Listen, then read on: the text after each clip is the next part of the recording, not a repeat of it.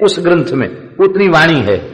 तो ये उदाहरण हम इसलिए दे रहे हैं कि एक संत की वाणी, इतना विपुल वाणी साहित्य जिसके 5-7 पद प्रकाशित थे, और वह ग्रंथ दोहे होंगे मलुकदास जी के, बड़ा अद्भुत उनका ग्रंथ है।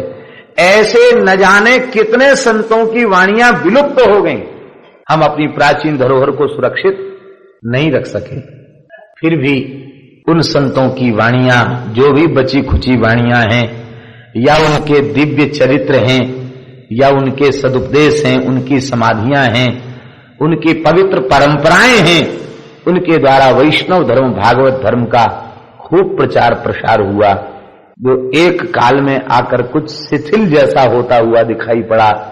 तो हमें लगता है उस भक्ति काल की एक अभिनव प्रस्तुति करने के लिए देवर्षि श्री नारद जी की प्रेरणा से ही इस धराधाम पर इस सदी में परम श्रद्धेय सेठ श्री जयदयाल गोयनका जी, परम श्रद्धेय पूज्य श्री भाई हनुमान प्रसाद पोद्दार जी, और पूज्य श्री राधा बाबा, श्री स्वामी राम सुखदास जी महाराज, हमें लगता है ये जो दिव्य विभूतियां अवतरित हुई इस काल में, लगता इनके पीछे भी देवर्षि श्री नारद जी की ही प्रेरणा रही होगी निश्चित।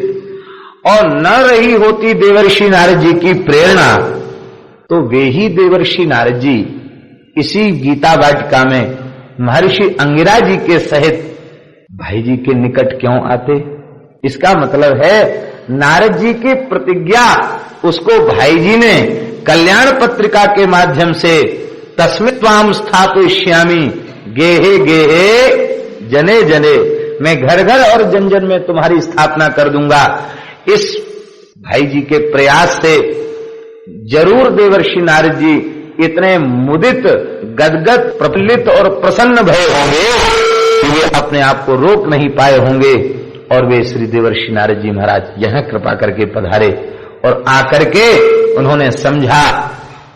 भक्ति काल में वृंदावन के रसिकाचार्यों ने जो श्री कृष्ण प्रेम की सरिता को प्रवाहित किया था, रस सिंधु को उद्वेलित किया था, अनन्य रसिक नृपति श्री स्वामी हरिदास जी महाराज, श्री हरिवंश महाप्रभु जी, श्री हरिराम व्यास जी, गौड़ीय संप्रदाय के षडगोस्वामी वृंद, श्री नंबार्क संप्रदाय के श्री स्वामी हरिव्यास देवाचार्य प्रभृति जो रसिकाचार्य हुए हैं, उन्होंने जिस विशुद्ध तत्सुख सुखित्व से युक्त गोपी प्रेम, गोपियों की उपासना, ब्रजभाव की उपासना, कुंज उपासना, निकुंज उपासना, निवृत्त निकुंज उपासना, जो अपने वाणियों में उन्होंने जो यत् किंचित अभिव्यक्त की, उस उपासना का श्रेष्ठतम अधिकारी जरूर श्री देवर्षि नारद जी ने भाई जी को समझा,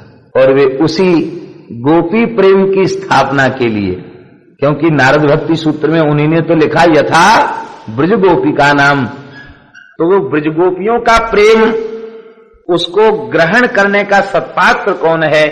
भाई जी को इस रूप में अनुभव करके श्री देवर्षि नारद जी ने गोपी प्रेम की उनके अंतःकरण में पहले से ही विराजमान था, लेकिन नारद जी महाराज ने पूर्ण रसभक्ति उनके अंतःकरण में विराजमान की। और ऐसा यदि न होता तो इतने बड़ी संस्था के एक संचालक, संपादक, हजारों लोगों की जिज्ञासाओं का समाधान करने वाले, लोगों को पत्र लिखने वाले, किसी को भी अपने द्वार पर आए हुए व्यक्ति को कभी किसी भी स्थिति में निराश न करने वाले, लोगों की घरेलू समस्याओं को भी घर के शुभचिंतक, गार्जियन के समान, एक संरक्षक के समान, अपने घर के बड़े बूढ़े के समान, उनके घर के अंग बनकर, उनके परिवार के अंग बनकर, उनके घर की समस्याओं का भी समाधान करने वाले भाई जी, इतने अधिक व्यस्त रहने वाले भाई जी, यदि उनके हृदय में निरंतर वह गोपी प्रेम सिंधु उद्वेलित न होता तो पद रत्नाकर जैसा दिव्य ग्रंथ भाई जी के द्वारा प्रकट नहीं हो सकता था। पद रत्नाकर भाई जी के द्वारा प्रकट हुआ है, इससे प्रमाणित होता है उनके अंतःकरण की जो अतिशय रसमयी जो भूमिका है, उस भूमिका का बोध होता है। 1000 से अधिक पद हैं, कितने?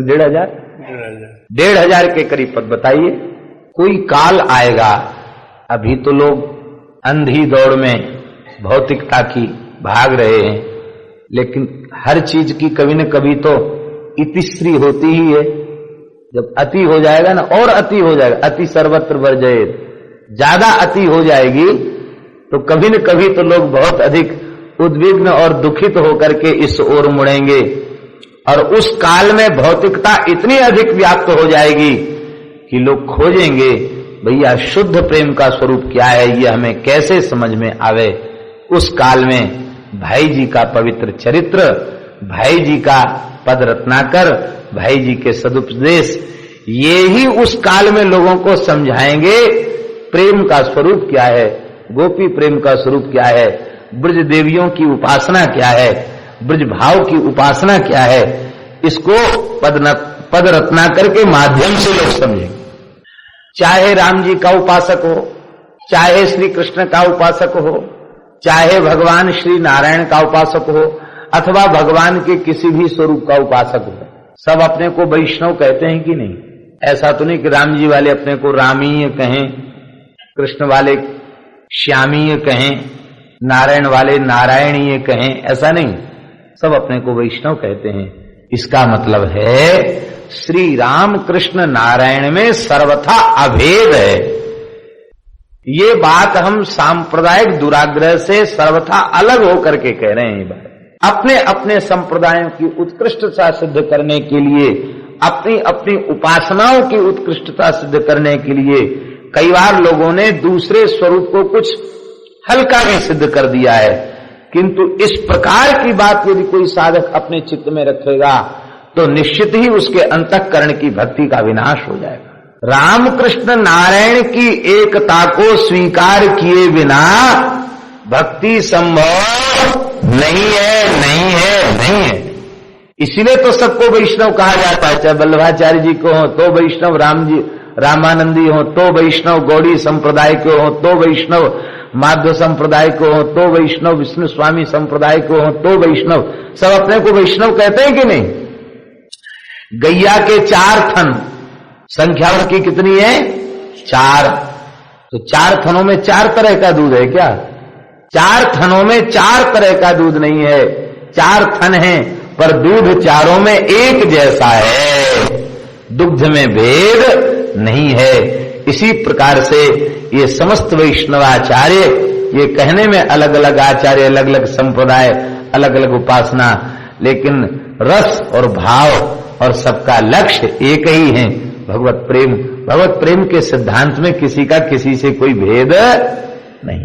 ये जो शुद्ध वैष्णवता की दृष्टि है, इस शुद्ध वैष्णवता की दृष्टि को इस वर्तमान युग में परम श्रद्धेय नित्य लीलालीन श्री हनुमान प्रसाद पोद्दार जी महाराज ने अपने हृदय में अवतरित किया, और वो भाव श्री पद रत्नाकर से आप देख सकते हैं। भगवान के जिस स्वरूप के बारे में वे कहने लग जाते हैं, लगता है बस उसी रस में पूरी तरह डूब गए। हम लोग बड़े भाग्यशाली हैं। वे लोग तो अतिशय अतिशय भाग्यशाली हैं जिन्होंने भाई जी के उस मंगलमय विग्रह का दर्शन किया, साक्षात दर्शन किया, उनके पावन दिव्य देह का स्पर्श किया, उनकी मधुर वाणी का श्रवण किया, उनकी स्नेहवरी चितवन का आस्वादन किया। वे लोग तो अतिशय भाग्यशाली हैं। हम भी भाग्यशाली हैं।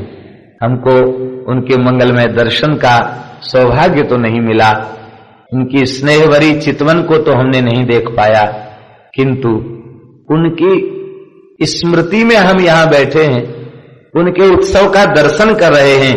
इतने मात्र से हम अपने आप को भाग्यशाली समझते हैं। हम अपने आप को नहीं, आप सब, हम सब भाग्यशाली हैं। ये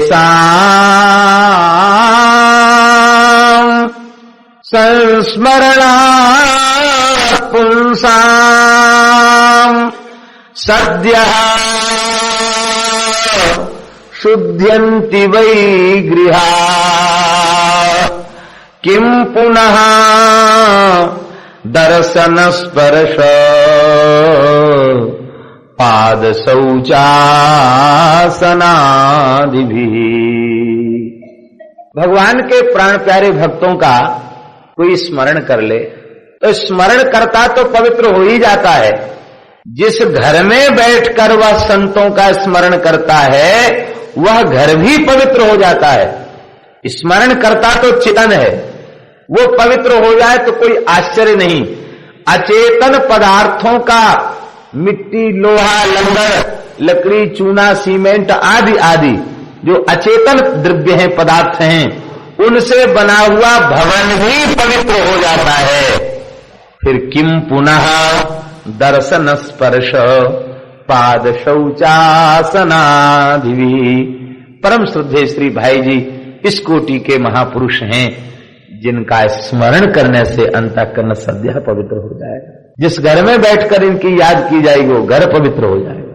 इस कोटि के ये महापुरुष भाई जी की प्रसन्नता के लिए एक आदर्श दिव्य विरक्त दंपति मनु जी के अवतार, शत्रुपा जी की अवतार श्री पीपा जी महाराज और श्री सीता सहचरी जी के चरित्र को भगवत कृपा से यथामति यथा समय व्यास समास के क्रम से कहा गया। यद्यपि बीच में लोगों ने कहा कि कथा का समय ज्यादा बढ़ जाता है और तमाम उत्सव बाधित हो जाते हैं। बात तो सही है, जहां समय की मर्यादा हो वहां समय की मर्यादा में बंधकर चलना ही चाहिए। पर यदि ऐसा न किया जाता तो आज तक भी पीपा जी का चरित्र पूर्ण नहीं होता। हम तो जहां अटक गए वहां से आगे बढ़ नहीं पाते हैं। इसलिए प्रयास पूर्वक, जैसे छोटे छोटे बालक भाग दौड़ते हैं ना, तो एक छूने वाला स्थान रखते हैं, उसको थम्मा छूना कहते हैं, थाम छू लेना। तो जैसे थम्मा छूने का प्रयास किया गया कि आखिरी कबित तक पहुंच जाए, कैसे भी भगवत कृपा से पहुंच गए। सही अर्थ में सत्संग वह है जो हम कहने सुनने में ऐसे डूब जाएं कि हमें यह पता न चले कौन महीना है, कौन सा दिन है, और दिन है कि रात है ये भी पता न चले, कितनी देर से बैठे, कब से बैठे, कहां बैठे हैं, इन सब की स्मृति हो रही है। तो इसका मतलब है अभी सत्संग में स्थिति नहीं है। ये सब भूल जाए, केवल पूरी तरह भगवान में स्थित हो जाए। भगवान की चर्चा करते समय है मदगुण श्रुति मात्रेण मई सर्व गुहाशये मनोगतिरविच्छिन्ना यथा गंगाम भसोम बुधौ। जैसे गंगा जी समुद्र में जाकर पता नहीं चलता इनमें समुद्र कौन सा और गंगा जी कौन सी है, ऐसे ही हमारी संपूर्ण वृत्ति भगवत चरित्र में विलीन हो जाए। ये कहना और सुनना है, ये सही कहना सुनना है। ऐसी लीला भी भगवान कभी कभी करते हैं। सौराष्ट्र में एक बहुत अच्छे संत हो गए हैं श्री प्रेम भिक्षु जी महाराज। श्री राम नाम का बड़ा भारी प्रचार उन्होंने किया। जगन्नाथपुरी में साक्षात श्री चैतन्य महाप्रभु का दर्शन उन्हें हुआ और 13 करोड़ विजय मंत्र का जप करके, लेखन करके उन्होंने साक्षात रघुनाथ जी का दर्शन प्राप्त किया। बड़े ऊंचे महापुरुष थे श्री प्रेम भिक्षु जी महाराज, आदर्श संत थे। तो उनके परिकर के लोग पितृपक्ष में एक उत्सव करते थे नाम कीर्तन का। अखंड कीर्तन तो राजकोट में चल ही रहा है। अपने राम किसी माध्यम से वहां एक प्रेमी के यहाँ पहुंचे। उनके यहाँ बहुत दिनों से आग्रह था, जाना पड़ा। उन्होंने कहा महाराज हमारे मोहल्ले में ही श्री प्रेम भिक्षु जी महाराज के द्वारा प्रेरित पितृपक्ष में कीर्तन होता है। अखंड कीर्तन तो अलग होता है, पर श्री प्रेम भिक्षु जी महाराज कहा करते थे कि जो नाम महाराज के उपासक हैं वो प्रत्येक कृत्य को नाम से जोड़ दें। घर में पुत्र जन्म हो तो कीर्तन करें, किसी का विवाह हो तो कीर्तन करें, किसी की मृत्यु हो जाए तो कीर्तन करें, किसी का जन्म दिवस हो तो कीर्तन करें, श्राद्ध का दिन हो तो कीर्तन करें, पितर पक्ष आवे तो कीर्तन करें। सुख दुख चाहे जैसा अवसर हो, कीर्तन को अपने जीवन का अंग बना लो।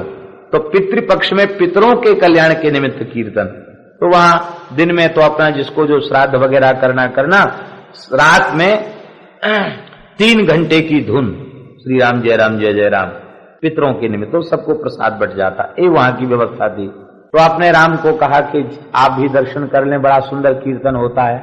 हमको भी अच्छा लगा, चलें कीर्तन का दर्शन करें। कीर्तन दर्शन करने पहुंचे। लोगों ने सहज श्रद्धावश कहा कि भाई वृंदावन से आए हैं, बाबा जी हैं तो कुछ कह देंगे। हमने कहा कि हम क्या कहेंगे। नहीं नहीं महाराज कुछ कहिए। कई लोग आग्रह करने लग गए, तो हमने कहा क्या कहें। कहा श्री राम नाम की महिमा के संबंध में कुछ कहिए, नाम कीर्तन के बारे में कुछ कहिए।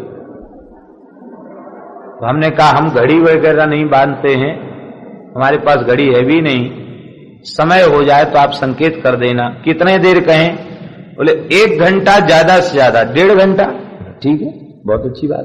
तो समय यदि आगे बढ़ने लग जाए घंटा भर से या 1.5 घंटे से, तो आप वो लोग संकोच मत करना कि हम बीच में टोकेंगे तो कैसा लगेगा। आप सीधे बोल देना महाराज इस समय पूरा हो गया, हम बंद कर देंगे, वहीं बंद कर देंगे, वाक्य पूरा करके बंद कर देंगे। ठीक है, अब हम निश्चिंत हो गए दूसरों पर भार डाल के कि जब समय पूरा हो जाएगा तो लोग मना कर देंगे। संभवतः समय का तो मुझे स्मरण नहीं है पूरा, लेकिन 9:30 बजे कथा शुरू भई होगी और रात्रि को 1:30 बज गया, और हमको भी पता नहीं और सुनने वालों को भी पता नहीं।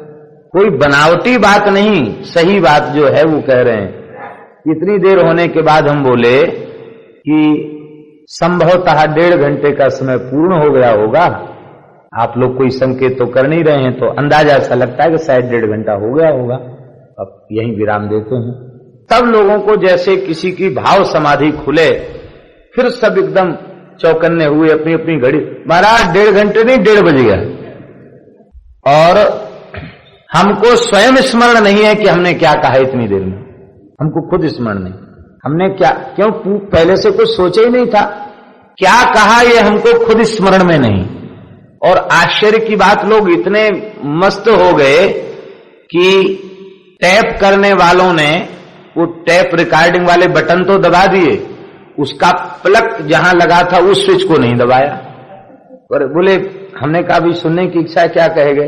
अरे बोले वो तो एक भी शब्द टैप ही नहीं हुआ, वो तो पता नहीं कहां से कौन बोल रहा था, हमको स्मरण नहीं हम क्या बोल रहे। उस दिन हमें अनुभव हुआ कि आज भगवत कृपा से, संतों की कृपा से आज सत्संग हुआ। ऐसे ही जब हम नाम जपने बैठ जाएं, हमें पता न चले कितने घंटे बीत गए। ठाकुर जी की सेवा पूजा में बैठ जाएं, पता न चले कितने याम बीत गए। हम कथा कहने बैठे, कथा सुनने बैठे, ये पता न चले हमको कितना समय बीत गया।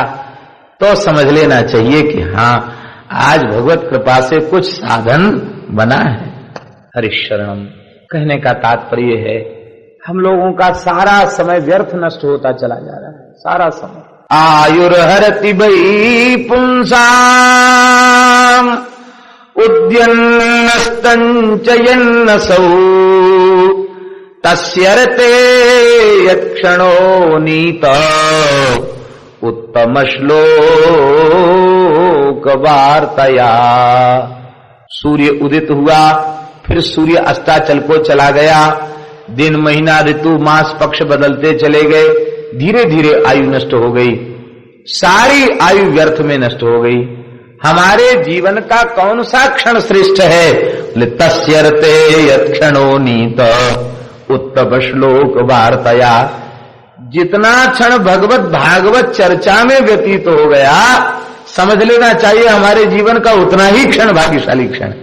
बाकी तो जीने का क्या अस्तित्व है। भगवान के चरित्रों में इतना रस है, संतों के में इतना रस है कि कई बार तो लगता है क्या करे, ये देह धर्म आड़े आ जाता है। ये देह धर्म न हो, हम सब लोगों का देह धर्म छूट जाए और कथा का, नाम का रस ही हम लोगों का आहार हो जाए, तो कहीं जाने की जरूरत नहीं है। बस जितना भी जीवन है 24 घंटे कहें और 24 घंटे सुने और 24 घंटे गाएं, 24 घंटे नाचें, 24 घंटे रोएं, एक क्षण भी भगवान की स्मृति के बिना न जाए। लेकिन क्या करें, कलयुगी प्राणी हैं, शरीरों के धर्म शरीरों के साथ लगे हुए हैं। सत्संग में भी हम लोग जितना समय होना चाहिए उतना समय हम लोग, कलयुगी शरीर है ना, नहीं दे सकते। हमारे अयोध्या के एक संत परम श्रद्धेय श्री गोपालाचार्य जी महाराज कहते हैं, क्या करें जमाना बदल गया, सब कम वक्त हो गए। कम वक्त, वक्त माने समय, वक्ता कम वक्त। कहते हम समय संकोच के कारण, समय के अभाव में हम ऐसा कह रहे हैं, तो कम वक्त हुआ कि नहीं हुआ? तो वक्ता भी कम वक्त और श्रोता भी कम वक्त। अब इसी कम वक्ती में जितना पल्ले पड़ जाए, भगवान में जितनी प्रीति हो जाए, बस उतना ही लाभकारी है। श्री पीपा जी का बड़ा अद्भुत चरित्र है। गृहस्थों के लिए आदर्श चरित्र है पीपा जी का, और विरक्तों के लिए भी आदर्श चरित्र है। पीपा जी का वैराग्य कई अर्थों में, ध्यानपूर्वक सुने, पीपा जी का वैराग्य कई अर्थों में बड़े बड़े विरक्तों से भी अधिक महत्वपूर्ण है। उसका कारण क्या है? उसका कारण यह है कि एकाकी रहकर विरक्त जीवन का निर्वाह कर लेना अथवा अभावग्रस्त संसार को छोड़ करके वैराग्य का निर्वाह कर लेना, कठिनाई तो इसमें भी है, पर इतनी ज्यादा कठिनाई नहीं है। एक रियासत का त्याग करके, एक बड़े विशाल किले का, खजाने का, फौज पलटन का, इतनी बड़ी प्रतिष्ठा का, सारे भोगों का तृण के समान पद त्याग करके, और उस समय की धरती की सर्वोत्कृष्ट सुंदरी सीता सहचरी, जिनकी आयु केवल 15 वर्ष की थी, जिसमें सीता सहचरी ने विरक्त वेश लिया, केवल 15 साल की आयु थी, और उन सीता सहचरी जी के साथ सारे जीवन ये तलवार की धार पर चलने से भी अधिक कठिन था, और सीता सहचरी जी के साथ रहकर पूर्ण निर्विषय, पूर्ण निष्काम, पूर्ण विरक्ति भाव से ओतप्रोत होकर के अपने आदर्श वैराग्य पूर्ण जीवन का निर्वाह किया। ये पूरे भक्तमाल में केवल पीपा जी के चरित्र में ही ये बात है। कहां तो नारी को भजन में बाधिका माना गया है। जप तप नेम जलाशय झारी, होए ग्रीष्म सोखे सब नारी। कहां कहां तक नहीं कहा गया। और श्री पीपा जी महाराज ने सीता सहचरी जी के साथ रहकर भजन किया, और उनका भजन उच्च कोटि का भजन बना। और हम तो कहेंगे पीपा जी के चरित्र की उत्कृष्टता, दिव्यता जो है, वो सीता सहचरी जी के संपर्क के कारण हुई। आप लोगों ने चरित्र सुना, आपको पता ही चल गया होगा। सीता सहचरी जी के कारण पीपा जी ने कितने पतिता धम विषयी कुटिल जीवों पर भी कृपा करके उनको भी संत बना दिया, उनको भी भक्त बना दिया। ऐसा अद्भुत पीपा जी का चरित्र, पीपा जी के जैसा चरित्र पीपा जी का ही है। पीपा जी के जैसा चरित्र पौराणिक भक्तों में भी खोजने पर मिलना कठिन है, और इस लोक के भक्तों में खोजने पर मिलना तो अतिशय कठिन है ही। आदर्श दंपति भक्ति कैसे कर सकते हैं, इस आदर्श को श्री पीपा जी ने दिखाया। और इस समय में पूज्य श्री मैया जी और भाई जी, इन दोनों ने रहकर कैसे भजन किया जा सकता है? इस गृहस्थ में परम विरक्ति आदर्श को स्वीकार करते हुए कितनी अद्भुत अद्भुत रसानुभूतियां की जा सकती हैं, इसको प्रकट प्रत्यक्ष करके दिखाया परम श्रद्धेय पूज्य श्री भाई जी महाराज। कल हम श्री पीपा जी के मामा जी के द्वारा रचित बहुत सरल छंदों में पीपा जी के चरित्र को उन्होंने लिखा, रसिया छंद में, उसका हम स्मरण कर रहे थे। करीब 29 छंद हो चुके थे। अब शेष छंदों का हम स्मरण करते हैं। उसके पहले पीपा जी के छप्पे का पाठ कर लें। बोलो श्री पीपा जी महाराज की। पीपा प्रताप जग बासना, नाहर को उपदेश दियो। पीपा प्रताप जग बासना, नाहर को उपदेश दियो। पीपा प्रताप जग बासना, नाहर को उपदेश दियो। पीपा प्रताप जग बासना, नाहर को उपदेश दियो।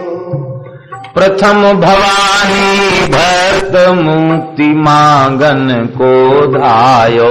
प्रथम भवानी भक्त मुक्ति मांगन को धायो। सत्य कहो तेहि शक्ति सुदृढ़ हरि शरण बतायो।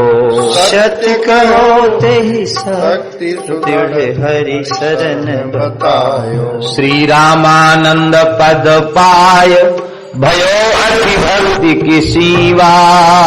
रामानंद पद पाय भयो अति भक्ति की सीमा। श्री रामानंद पद पाय भयो अति भक्ति की सीवा।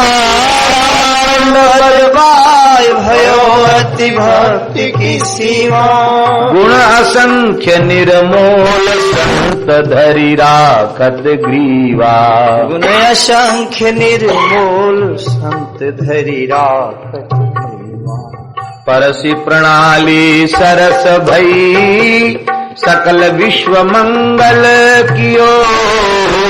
प्रणाली सरस भई सकल विश्व मंगल कियो। पीपा प्रताप जग बासना नाहर को उपदेश दियो। पीपा प्रताप जगवा